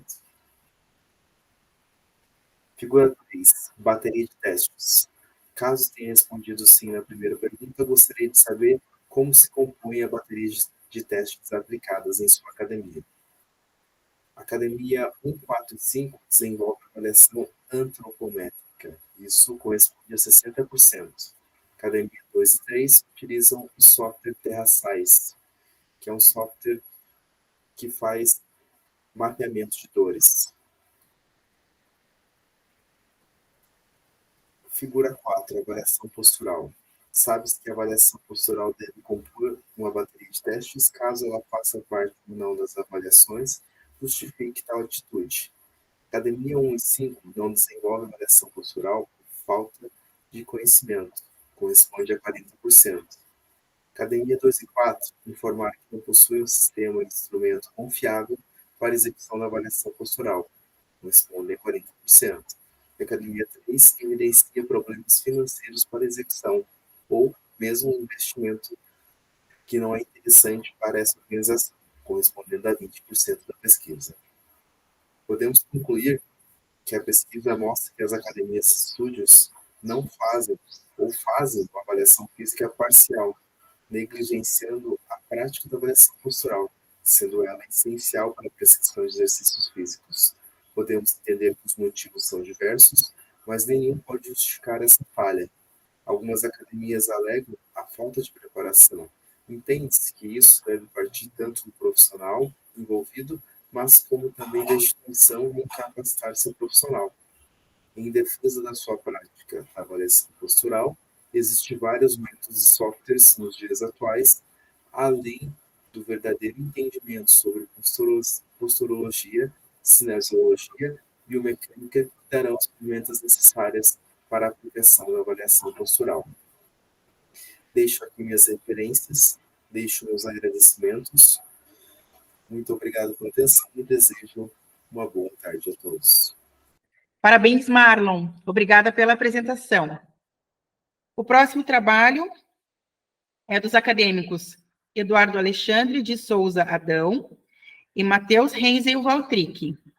O título do trabalho é Exercício Físico no método nórdico, e Copenhague, como forma de prevenção de lesões musculares. Então, olá a todos. Meu nome é Eduardo Alexandre de Souza Adão. Olá a todos, meu nome é Matheus Renzel Valtric. O nosso tema é exercício físico no método Norte-Copenhagen, na prevenção de lesões musculares. O nosso orientador é o professor Irã Nazareno Steik dos Santos. O nosso curso é bacharel em Educação Física. Bom, a gente vai começar falando da introdução do nosso projeto de pesquisa. Bom, nossa introdução ela é a prevenção, né, no esporte, e ela é imprescindível, pois é um programa que é bem elaborado, em um conjunto com avaliações de força, potência, resistência e dos músculos que promovem no esportista. Melhor desempenho também, aumentando a eficácia do eficácia muscular e evidência de possíveis fatores de risco, a danos e, consequentemente, diminuição dos índices de lesões. O futebol, na verdade, né, de elite, ele é considerado um esporte de alto nível, mas também ele qual exige excelente preparo físico dos atletas, que os membros suportem as exigências de solicitação nas competições e que os atletas tenham equipes profissionais a favor, né, no intuito de favorecer todo o esporte ao seu condicionamento físico. A prevenção ela é fundamental, onde o programa, com avaliações e treino de força, potência e resistência em músculos, pode contribuir com o desempenho do desportista. Também devido ao alto índice de lesões musculares, a importância do preparo físico para a prática esportiva, a prevenção de lesões. No esporte, alguns desses métodos de prevenção de lesões são aplicados para lesões no futebol. Entretanto, a gente considera que os métodos nórdicos e o Copenhague têm sido usados como uma solução de músculos para o problema dos jovens. Essa é a nossa introdução. Então, nosso objetivo é avaliar os benefícios dos exercícios nórdico e de Copenhagen em atletas juvenis de base de futebol do município da Serra Catarinense. Aí a nossa metodologia, né, um estudo aprovado pelo CEP, sobre o número 6.212 e 156. É um estudo quase experimental, né? É uma avaliação por método de intervenção, que primeiro a gente fez o pré-teste, para depois fazer o pós-teste, né? Que seria isso, através de aplicação de métodos Norte-Copenhagen, com 8 semanas, com 6 sessões de treinamento na parte de aquecimento, e com 10 atletas, né, de futebol amador do município de Santa Catarina. Eles foram convidados a participar do nosso projeto, né, com um termo livre de consentimento, onde os pais tiveram que assinar, e eles foram participativos do nosso projeto. E assim a gente avaliou, né, qual foi o grau de força muscular de cada atleta através dos testes que a gente aplicou. A gente vai mostrar mais à frente. Então, a nossa metodologia é a técnica de coleta e análise de dados. Então, foi realizada uma avaliação pré- e pós-intervenção, através de avaliação dos músculos glúteo médio e máximo, flexores de quadril e rotadores de quadril, com graduação de força muscular, através do MRC, e aplicando os testes especiais de Trendelenburg, Patrick, para avaliar músculo piriforme e Ober. Os dados foram tabulados em planilha no Excel e analisados por estatística descritiva e comparados através dos programas Excel e SPSS. Essas avaliações, né, elas tiveram um grau de excelência que era a avaliação da força muscular, né? O que a gente quer dizer? Que o grau, onde eles tiveram o grau 4 e 5, que o grau 4 significa? O grau 4 significa que eles tiveram uma boa contração com uma leve resistência em gravidade, né? Sem a gravidade, com a gravidade. O grau 5, que é normal, né? Contração com resistência e gravidade, maior nível de contração muscular possível. A maioria estiveram com grandes resultados, grandes excelências, né? Grandes resultados do grau 5. Tiveram bastante melhora na força muscular através do exercício nórdico Copenhague, tanto no posterior da coxa, como nos isquiotibiais, tanto também no quadril, nos testes de sinal de Trendelenburg, teste de Ober, teste de Patrick também, favoreceu bastante eles. E agora a gente vai falar dos resultados da discussão, né? Resultados da discussão, a gente tem a prática do exercício nórdico Copenhague, reduz o risco da lesão, né, no futebol. Quando a aplicação dos atletas jovens, bem como melhora de força muscular. Através dessa pesquisa que a gente fez, conclui-se que o exercício nórdico e o Copenhague devem ser utilizados de melhora de força, né, muscular, a prevenção de lesões em atletas amadores. A gente acredita que tais exercícios podem melhorar a performance dos atletas. Eu sugiro assim que novos estudos sejam realizados e aprofundados na nossa área, né? Que a educação física trabalhe mais com essa forma de reabilitação no mundo do esporte, nesses atletas amadores.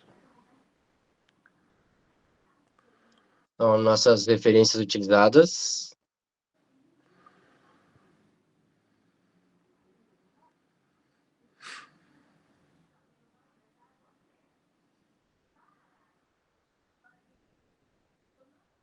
E obrigado por sua atenção. Bom, antes de eu dizer obrigado pela atenção aqui, a gente tem 2 imagens de o exercício nórdico Copenhague, que é onde ele está fazendo a flexão nórdica, né? Ou está segurando o tornozelo.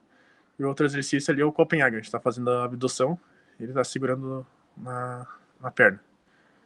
Esse seria o nosso trabalho. Obrigado pela atenção a todos. E é isso aí.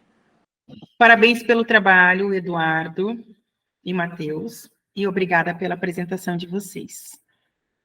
Orientamos que as perguntas, elogios ou sugestões sejam realizadas no chat do YouTube e, assim que possível, os acadêmicos responderão. O próximo trabalho será apresentado pelo acadêmico João Vitor Parisotto Pereira e tem como título Funcionalidade efetiva dos processos de análise de desempenho no futsal de alto rendimento. Boa noite, meu nome é João Vitor Parisotto e eu vim aqui apresentar para a Mostra Científica de 2023 o meu trabalho de conclusão de curso, que é sobre as funcionalidades efetivas dos processos de análise de desempenho no futsal de alto rendimento. O meu orientador é o Luiz Alberto Fraga e o meu curso é a Educação Física. Falando um pouquinho sobre a introdução do meu trabalho, a análise de desempenho ela é crucial para o desenvolvimento dos treinadores e atletas de alto rendimento, proporcionando uma compreensão objetiva do desempenho esportivo. Por meio da análise, é possível obter o feedback imediato e as estatísticas individuais e coletivas, utilizando de sequência de vídeos das partidas, treinamentos e etc. Falando um pouquinho sobre a pergunta da pesquisa, diante do exposto, é imperioso compreender a influência deste departamento profissional no desempenho da equipe, como a análise de desempenho contribui para o alto rendimento dos atletas, particularmente do futsal. Trazendo um pouquinho do objetivo geral, é evidenciar a importância das estruturas fundamentais de cada processo de análise de desempenho no futsal de alto rendimento. Um pouquinho dos objetivos específicos é reconhecer a amplitude e abrangência dos processos de análise de desempenho relacionados ao futsal de rendimento. ressaltar a existência de demandas relacionadas ao campo de atuação profissional na modalidade futsal e refletir sobre as informações e ideias encontradas. Trazendo um pouquinho da metodologia utilizada no trabalho, o estudo ele se caracterizou como sendo do tipo bibliográfico. Então, para poder estudar exatamente as funcionalidades efetivas para que o esporte, o futsal de rendimento e também as equipes tenham um departamento de análise de desempenho muito, muito, muito bom e muito importante para a preparação da equipe, busquei alguns artigos e fiz um estudo bibliográfico no meu trabalho. E para a produção deste estudo, eu busquei informações em plataformas de pesquisas como Google Acadêmico, Cielo, etc. E também a biblioteca da Universidade do Planalto Catarinense, a Uniplac. Falando um pouquinho dos resultados e discussões, a pesquisa ela está em andamento e com os resultados obtidos, é possível afirmar que a importância da análise de desempenho para o alto rendimento no futsal e departamentos especializados para a referida finalidade pode contribuir no aprimoramento do desempenho técnico, físico, tático e psicológico das equipes. Falando um pouquinho sobre a importância do departamento e a importância da análise de desempenho para o jogo competitivo, né, o rendimento da equipe, é muito importante que se tenha como que se trabalhe com ímpeto na parte técnica, física, tática e psicológica. Por quê? Na parte técnica, pode-se ter um aprimoramento imediato com informações tanto individual de cada atleta, tanto coletivo. E na parte física também. E na parte física, a informação ela é mais individual, né?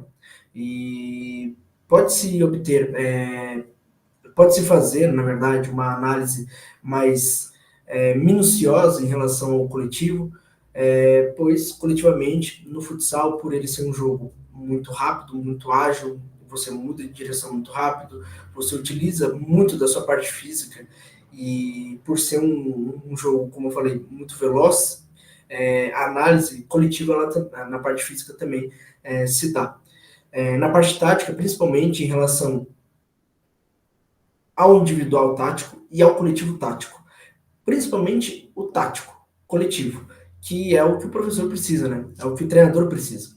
E o treinador ele precisa da informação imediata para que ele consiga fazer melhorias, aprimoramentos, correções em relação ao jogo dele, ao sistema de jogo dele. E individual também em relação a cada posição, ao que o atleta deve fazer, o que não deve fazer, correções, aprimoramentos, enfim. E também, principalmente, quando se trata de ciência do esporte e quando se trata de análise de desempenho, a informação, ela trabalha muito com a psicologia do esporte. Por quê? Porque o atleta, ele tende a ser beneficiado, ou melhor, ele ter um gatilho de benefício durante o jogo quando ele tem informações que beneficiem ele. Ou seja, a psicologia do esporte, ela trabalha junto à análise de desempenho. O atleta ele recebe a informação do adversário ou até dele mesmo e ele se sente pronto. Dentro do seu subconsciente ele fica pronto para o jogo. E quando ele chegar no jogo que ele precisar tomar uma decisão, ele já vai estar pronto porque ele já foi trabalhado subconscientemente dentro da psicologia do esporte com as informações passadas pelo analista de desempenho.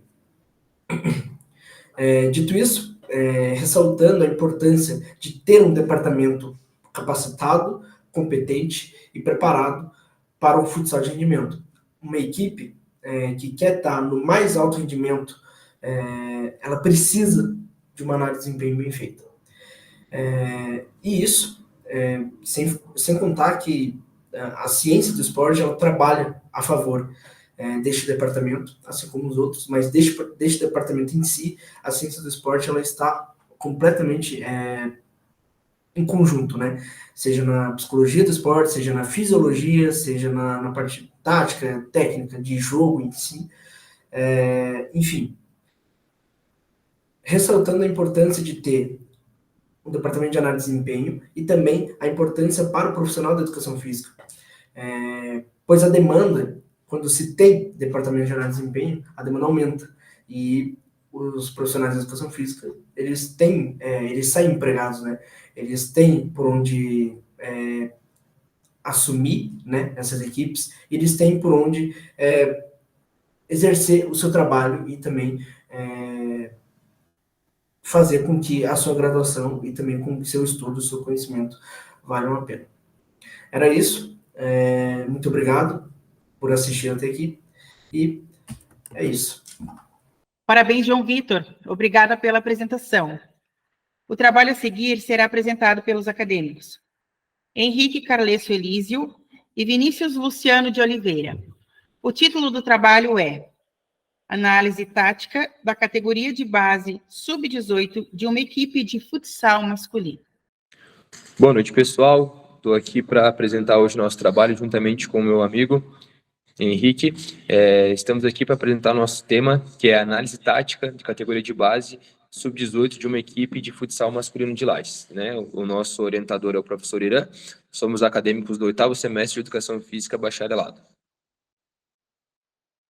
Bem, na introdução aqui a gente, né, buscou relatar as capacidades táticas, né, correlacionadas a um âmbito de competição. A gente preferiu esse tema também porque ambos, né, gostam, admiram a modalidade, então a gente entrou num comum acordo e acho que não poderia ser diferente a gente abordar esse tema, né? Então, também aqui na introdução a gente também relacionou, né, que a partir dessas considerações, pergunta-se como está caracterizada a aplicação tática desses jogadores, né, na categoria de base do futsal, se eles conseguem assimilar e todo o que envolve o jogo e o que aborda, né, dentro da competição.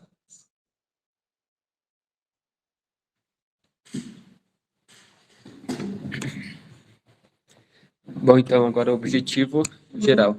Então, nosso objetivo geral, então, é analisar o desenvolvimento da formação tática de jogadores de futsal de categoria de base durante jogos de competição desportivas. Bom, então, agora a nossa metodologia, então, do nosso estudo contou com uma equipe de futsal masculino na faixa etária de 16 a 18 anos de idade. Esse estudo utilizou a metodologia de análise observacional, analisada a partir do modelo com auxílio da ferramenta GPA, os eventos táticos do jogo em que as equipes disputaram. As análises descritivas foram feitas a partir dos resultados das análises de vídeos e dos dados estatísticos. Por último, então, nossas palavras-chave, então, são futsal, categoria de base e análise tática.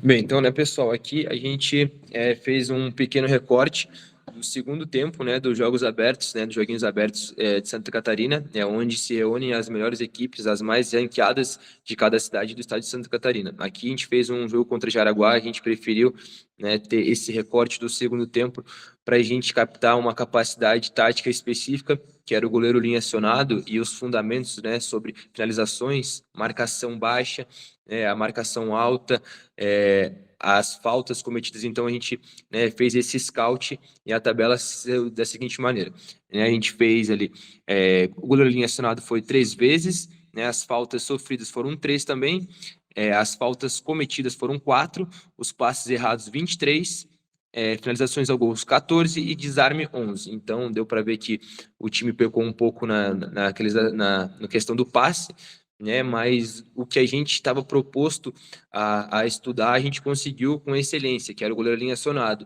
De 3 vezes, uma resultou em gol. Como eu falei, o resultado terminou 3-1 no placar adverso, mas nesse gol eles conseguiram abordar, né, o que a gente já também traz no nosso referencial teórico, que é os sistemas táticos, né, que são eles o 2-1, 2-1-1, 2-2 e o 3-2, né, que é o goleiro linha sendo acionado. Então, ele sendo aplicado com uma maneira perfeita, ele resulta assim, né? Ele mostra que ele é muito eficiente, né? Por o fato de você abordar mais de uma pessoa na quadra. Então, ele ter correlacionamento e ter essa tática apurada, obviamente que a gente conseguiu ver e comprovar que é resultante em um bom resultado, né, no final do jogo. Então, está sendo uma troca muito legal para a gente está muito feliz com o andamento da pesquisa, como eu falei, a gente não concluiu, mas está caminhando para isso já, né, a gente foi super acolhido pela equipe que a gente está, né, com os atletas, com o professor, é uma troca simultânea, a gente está sempre em conversas para estar finalizando agora o nosso trabalho, creio que vai ser de suma importância para a gente está muito disposto também a ir atrás dos resultados, ir atrás das nossos objetivos, né, específicos ali, como o Henrique também citou, né, através dessa ferramenta do GPA, que facilita um pouco o nosso trabalho também, que aborda, né, um pouco mais da capacidade do atleta numa concisão um pouquinho maior, então a gente consegue dar um pouquinho de ênfase maior, né, com muita qualidade, né, e ajuda a gente também, né, a captar os jogos, né, a cobrir esses jogos, e sendo assim, a gente conseguir, né, fazer esse estudo deles e ficar um trabalho bem conciso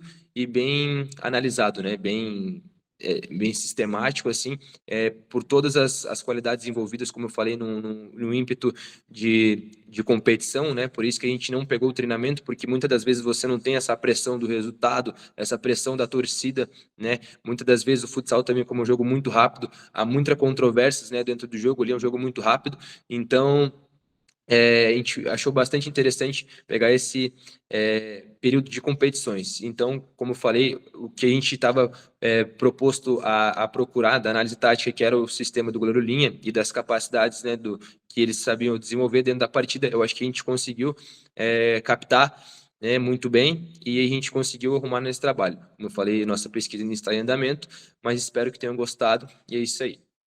Parabéns, Henrique e Vinícius. Obrigada pela apresentação.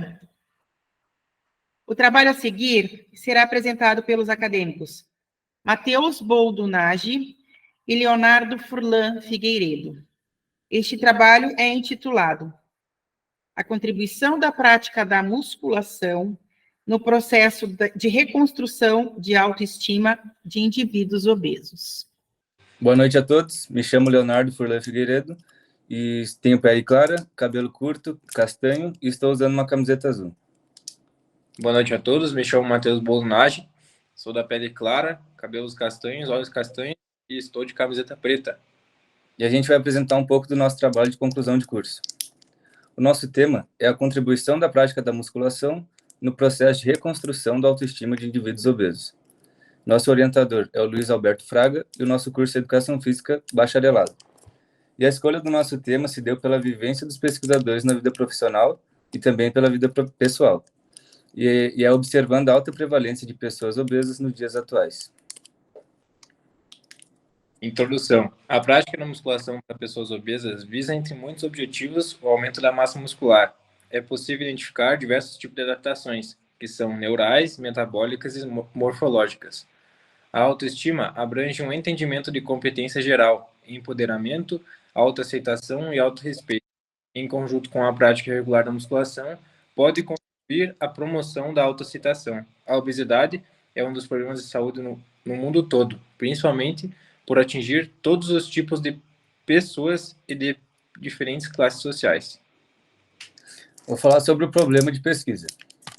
Segundo dados obtidos no site Sociedade Brasileira de Cirurgia Bariátrica e Metabólica de 2023, a obesidade no Brasil chega à marca de 6,7 milhões de pessoas. E no ano de 2022 foram diagnosticadas cerca de 860 mil pessoas, o dobro do que foi diagnosticado no ano de 2019, um total de 407 mil pessoas, e com um crescimento de 29,6% em apenas 3 anos. E o estudo publicado por Teixeira, do Instituto de Saúde Mental ProPsic, em 2022, ele afirma que indivíduos obesos têm maior probabilidade de sofrer com problemas sociais, psicossociais e físicos. E a maioria desses indivíduos se sentem feio, entre aspas, ou pouco atraente, afetando muito sua confiança, principalmente na autoestima, para interagir e socializar com outras pessoas.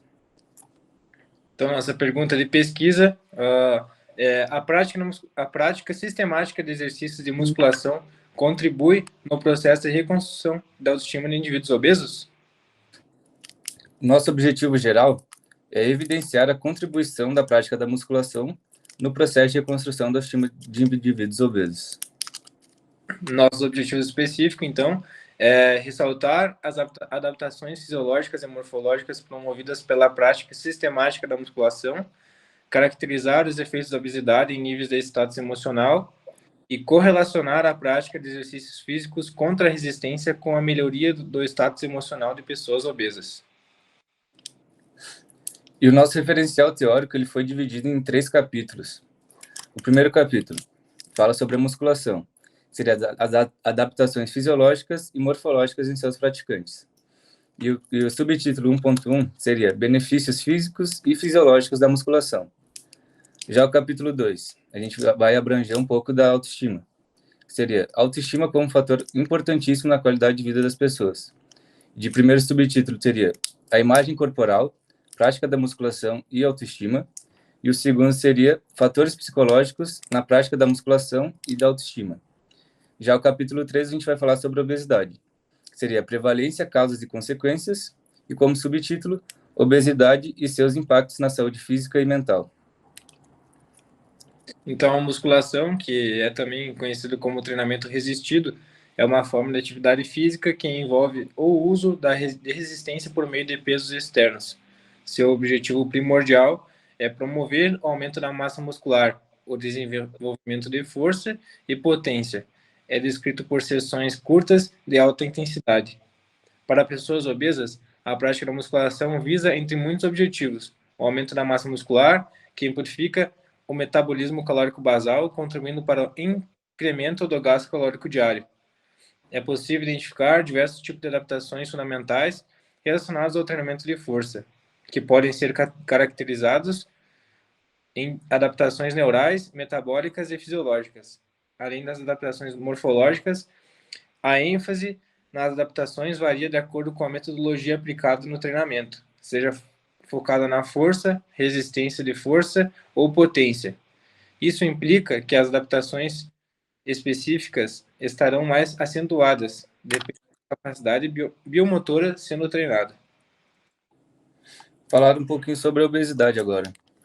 A obesidade nada mais é do que uma doença crônica em ascensão, e ela é caracterizada pelo excesso de gordura no corpo. E nos últimos 30 anos, e cada vez mais, vem contribuindo para o aumento da prevalência de doenças cardiovasculares em indivíduos adultos. E a sua causa tem vários fatores, mas possui grande influência do estilo de vida. E a obesidade tem o potencial de contribuir para a redução da autoestima das pessoas. A baixa autoestima é caracterizada por sentimentos de insegurança, autorreprovação, indecisão, depressão e pela tendência de buscar constantemente a aprovação de outras pessoas. Falar um pouco sobre a autoestima. A autoestima abrange um entendimento de competência geral, senso de empoderamento, controle, aceitação, que é a aceitação pessoal, e autorrespeito, que é a integridade moral. Em conjunto com a prática regular de atividade física, pode contribuir para a promoção da autoaceitação, que se refere ao grau de contentamento ou insatisfação que o indivíduo associa a várias partes do seu corpo, desempenhando assim um papel significativo no processo da autoestima. Vou falar um pouco agora da nossa metodologia. O presente estudo está sendo realizado e caracteriza-se como uma revisão bibliográfica, cujo objetivo é buscar embasamento teórico em livros, artigos e revistas, para fundamentar teoricamente a nossa temática. E a gente buscou informações da plataforma de pesquisa, tal como o Google Acadêmico, o Cielo, PubMed, Lilacs. E serão realizadas buscas em produções científicas na área de medicina, educação física e psicologia. Então, como resultados, a gente identificou a prática na musculação como uma ferramenta de promoção de saúde, tanto física quanto psicológica. Os benefícios da musculação para o público obeso são de suma importância, pois contribui tanto para a prevenção de doenças crônicas não transmissíveis, quanto para o fator psicológico, pela carga hormonal produzida pelo organismo durante e após as sessões de treinamento, pela melhoria de autoimagem do indivíduo e, assim, o sentimento de pertencer a um determinado grupo, causando, assim, aumento da autoestima. E essas seriam as nossas referências, então.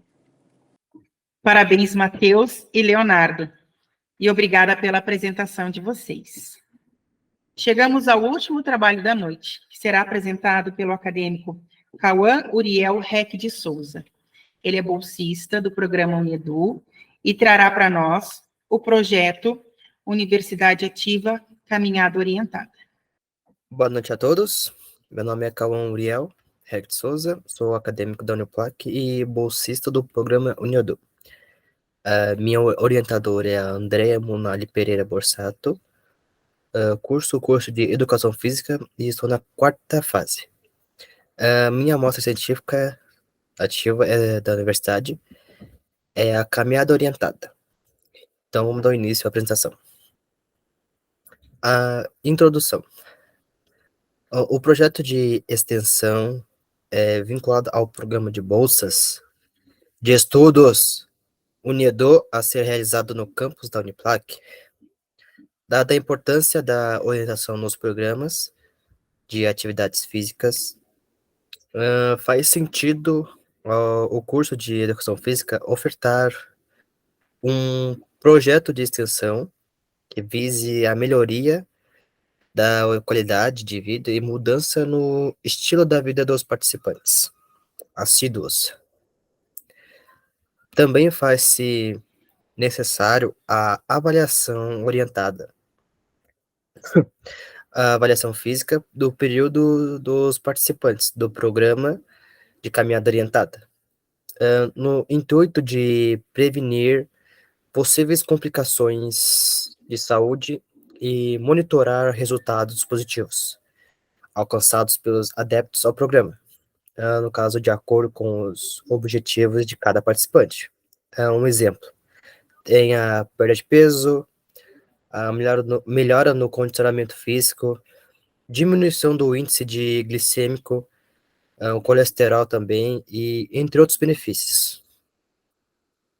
Objetivo geral é poder ofertar um programa de caminhada orientada aos técnicos administrativos, demais funcionários e professores da Uniplac, dentro do campus da universidade, e assim buscar ainda mais outros alunos, assim também, para o projeto. Quem se considerar tiver, tiver disposto a participar. Objetivos específicos. Estabelecer a rotina de atividade física regular ao público-alvo do projeto de extensão.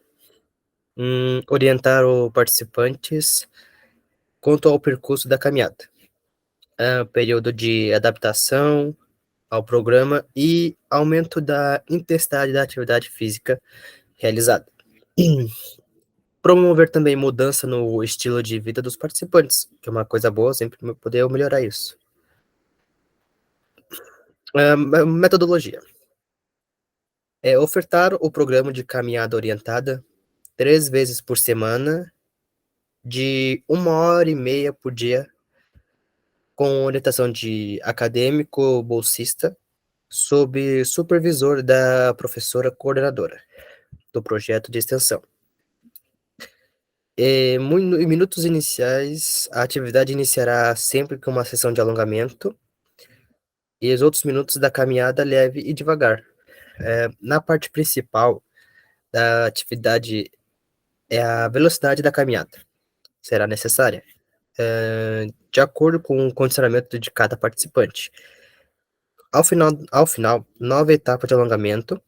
O consumo de água é sempre importante para os participantes, que durante o período da atividade física será incentivado o tempo todo.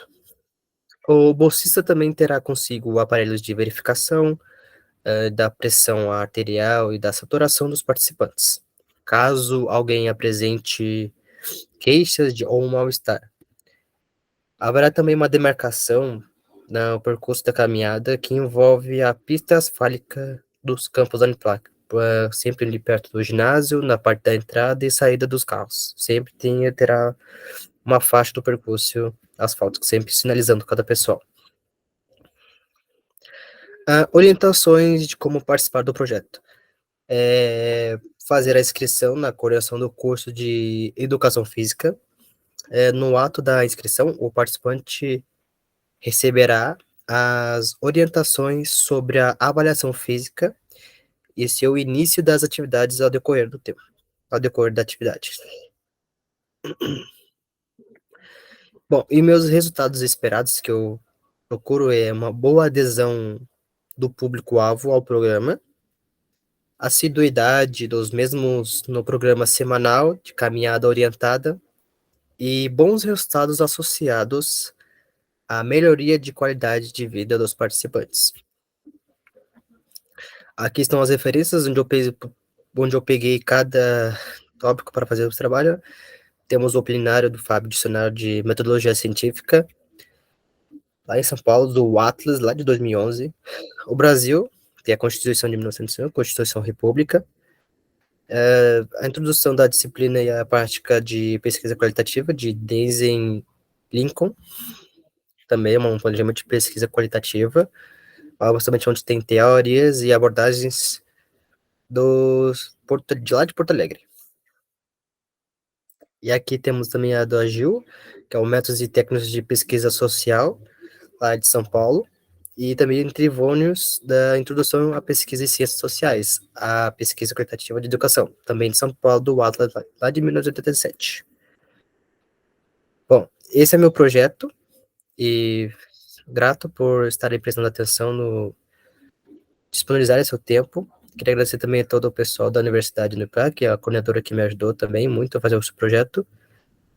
E é isso, tenha uma boa noite. E esse é meu projeto da Caminhada Orientada. Parabéns, Cauã. Obrigada pela sua apresentação.